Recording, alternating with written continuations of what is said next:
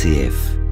Sport, genre et vulnérabilité au XXe siècle, c'est le titre d'un ouvrage, un gros ouvrage collectif paru aux presses universitaires de Rennes. Une quarantaine d'historiens et de sociologues ont travaillé pendant 4 années sur ce sujet. Nous allons en parler avec 2 d'entre eux. Stéphane Eas, qui est maître de conférences habilité à diriger des recherches en sciences et techniques des activités physiques et sportives à l'université Rennes 2, qui est aussi l'un des directeurs de ce livre pour ce qui est de sa partie contemporaine. Bonjour. Bonjour à vous. Et face à vous, François Leyondre, bonjour. Bonjour.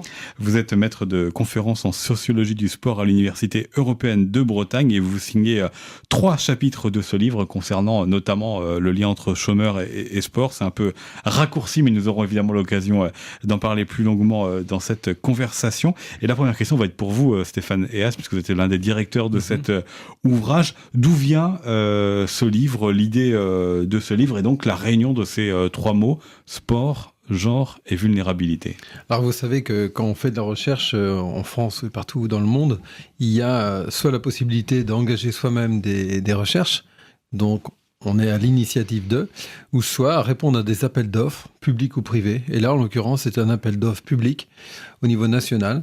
Ça s'appelle l'ANR, Agence nationale de la recherche. Maintenant, c'est très centralisé. Enfin, c'est toujours très centralisé en France, mais ça l'est encore plus peut-être maintenant. Et donc, il y avait des appels d'offres. On a répondu.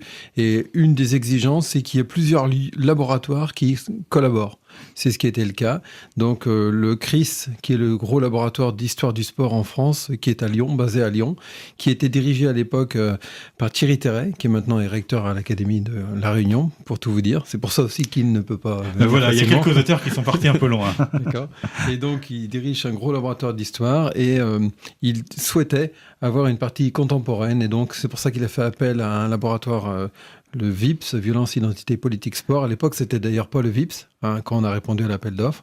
Mais en gros, des sociologues du sport, avec François et d'autres collègues de Rennes et de Saint-Brieuc.